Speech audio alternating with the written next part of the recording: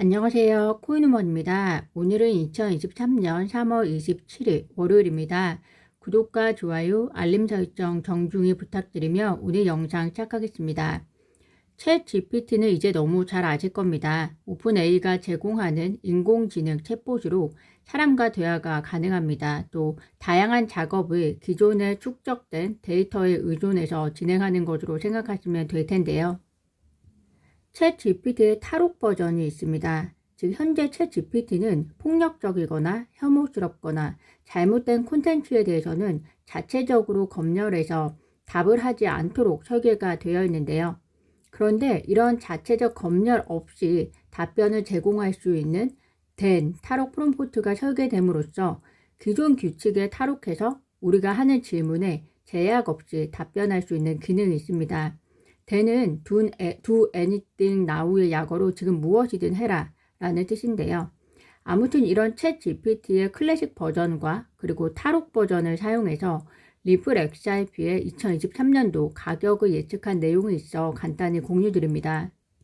클래식 버전의 경우에는 2021년도 9월 이후에는 데이터에 접근할 수 없다고 밝히면서 리플 XRP가 2023년 말까지 약 1.5달러를 기록할 수 있을 것 같다라고 예측을 한 반면에요. 챗 GPT 버전, 탈옥 버전은 XRP가 연말까지 $10,000를 달성할 수 있다고 예측을 했습니다. 챗 GPT 탈옥 버전이 XRP를 $10,000를 예측했기 때문에 이것을 신뢰하라는 것이 아니라요. 챗 GPT 클래식 버전이 2021년도 9월까지의 히스토리 베이스 가격을 가지고 2023년 가격을 예측했기 때문에 리플 XRP의 히스토리 베이스 시장 가격은 암호화폐 시장의 불확실성 뿐만이 아니라 소송의 불확실성에 특수한 환경에 놓여 있다라고 말씀을 드릴 수 있을 것 같습니다. 그렇기 때문에 불확실성이 해결이 될 경우 가격의 변동성은 클래식 버전이든 탈옥 버전이든 그 안에서 큰 변동성이 있을 것 같다라는 말씀을 드리고 싶어서 공유를 드립니다. 최근에 암호화폐 커뮤니티 한 구성원이 XRP 투자자가 보유 XRP를 예치하면 이를 통해서 금을 매수하는 은행을 만들고 싶다. 만약 XRP 가격이 개당 $10,000까지 오르고 모든 XRP가 은행에 예치된다면 해당 은행은 전 세계에서 가장 부유한 기관이 될 것이다 라고 이야기를 했습니다. 이에 대해서 리플랩스 전 개발자가 재미있지만 사기처럼 보이는 아이디어다. XRP는 비트코인과 같이 $10,000의 가치가 있다고 누군가가 결정할 수 없다. 토큰 가격은 시장이 결정한다 라고 강조를 했습니다. 만약에 누군가에 의해서 XRP 가격이 정해질 수 있다면 사실 이것은 유틸리티 토큰으로서 큰 의미가 없다고 생각이 되어지는데요. 특히 리플과 SEC 소송에 있어서도 리플의 XRP가 누군가에 의해서 인위적으로 가격이 조정될 수 있는 특색을 가지고 있다면 사실 미등록 증권 해석에 대한 법리적 접근에도 리플이 매우 불리하지 않을까 생각이 듭니다.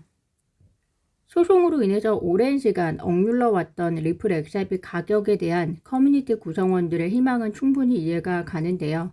탈중앙화 안에서 유틸리티 토큰으로서 XRP가 존재해야 그 가치가 오래가지 않을까 생각이 듭니다.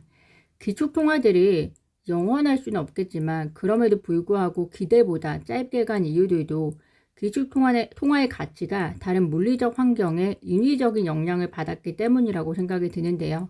이런 점에서 생각해 보면 유틸리티 토큰이 건강하게 장수하기 위해서는 결국 시장에 의한 움직임에 따라갈 수 있도록 하는 것이 맞지 않을까 생각이 듭니다. 비트코인 맥시멀리스트이자 비트코인 교육 플랫폼의 최고 경영자가 리플은 미등록 증권이고 크리스 라센은 비인간적인 사람이다 라는 폭언을 했다는 소식입니다. 그 이유는 채굴이 기후에 악영향을 미치는 것을 잘 아실 텐데요. 그리고 리플이 기후를 위한 캠페인에 기부도 하고 또 기후 관련 회사와 다양한 파트너십 관계를 가지고 있는 것 아실 겁니다. 즉 이런 리플의 행보를 기분 나쁘게 생각한 것이다 라고 보시면 될 텐데요. 기후를 위한 캠페인은 결국 비트코인 채굴자를 공격하는 것이고 비트코인을 지분 증명으로 바꿀 것을 강요하는 것이기 때문에 리플과 크리스 라센을 공격했다라고 보시면 될 것 같습니다. 암호화폐 대장주 비트코인 맥시멀리스트가 하기에는 참 할 일 없어 보이는 언변과 행보이지 않을까라는 생각이 듭니다. 코인베이스가 SEC의 웰스 노티스를 받은 이후 앞으로 SEC에 대응하는 코인베이스의 행보는 코인베이스만의 싸움이 아니라 크립토 전체를 위한 싸움이라는 발언을 이어가고 있습니다. 이에 대해서 리플 커뮤니티 대표 존 디튼 변호사는 일부 XRP 홀더들이 그런 발언들은 이미 2년이나 뒤늦은 행보라고 비판하고 있는 것에 대해서 자신의 의견을 표현하고 있는데요. 우선 코인베이스는 리플 XRP가 증권이 아니라고 발표를 했고 2019년 2월에 리플 XRP를 상장했다. 만약 SEC가 XRP를 증권이라고 생각하는 뭔가의 암시를 보냈다면 코인베이스는 XRP를 결코 상장하지 않았을 것이다. 왜냐하면 코인베이스는 곧 나스닥에 상장시키기 위해서 등록하는 암호화폐에 대해서는 SEC의 승인과 절차가 필요했기 때문일 건데 그렇지만 SEC는 코인베이스가 XRP를 상장하는 것을 막기 위해서 어떠한 이야기도 하지 않았었고 따라서 코인베이스도 그리고 SEC도 당시 XRP를 증권으로 생각하지 않았을 것이다 라는 맥락의 이야기를 하고 있습니다. 다만 XRP 관련해서 코인베이스가 SEC와 회의를 가진 지 거의 2년 후에 SEC 리플과 XRP에 대한 소송이 제기가 되었고 당시 상장을 준비하고 있었던 코인베이스 입장에서는 SEC의 입장을 따라가지 않을 수 없었을 것이다 라고 이야기를 하고 있습니다. 결국에는 나스닥 상장이라는 것은 절차 중에서 SEC 승인이 필요한 것이고 그렇다면 SEC가 미등록 증권이라고 생각하는 리플 XRP는 상장 폐지해야만 했을 것이다 라는 이야기를 하고 있는 것으로 해석이 되고 있는데요. 상장을 위한 승인을 받기 위해서 코인베이스가 리플 XRP를 상장 폐지했다. 이 정도까지는 기업의 입장이니 이해할 수는 있으나 코인베이스가 규제 당국의 공격이 리플 XRP로 제한되기를 원했던 점 그리고 또 상장 이후에 시간이 흐른 뒤에도 법원은 아직도 리플 XRP를 미등록 증권으로 판결하지 못하고 있는 상황에서 재상장을 미루고 있는 것은 사실 코인베이스만을 위한 행보라고 보여지는데요. 그것까지 코인베이스 입장에서의 논리를 우리가 꼭 접근할 필요는 없을 것이라고 생각이 듭니다. 결국 코인베이스도 현재 법에 의존할 수 없는 상황이 왔는데요. 과연 코인베이스가 업계의 보이스를 어떻게 결집시키고 어떤 리더십을 보이는지 앞으로 행보가 궁금합니다. 지난 주말 도이체방크 등 유럽 주요 은행들의 주가가 급락하면서 미국발 은행 위기가 스위스를 거쳐서 독일까지 전염되는 게 아니냐는 우려가 있었습니다. 얼마 전에 스위스 1위 투자은행 UBS가 크레딧 스위스 은행을 전격 인수하면서 170억 달러의 규모 신종자본 증권이 전액 휴지 조각이 된 것이 시장 공포를 증폭시켰는데요. 왜냐하면 신종자본 증권 비중이 상대적으로 높은 도이체방크에 대한 불신이 이어졌기 때문입니다.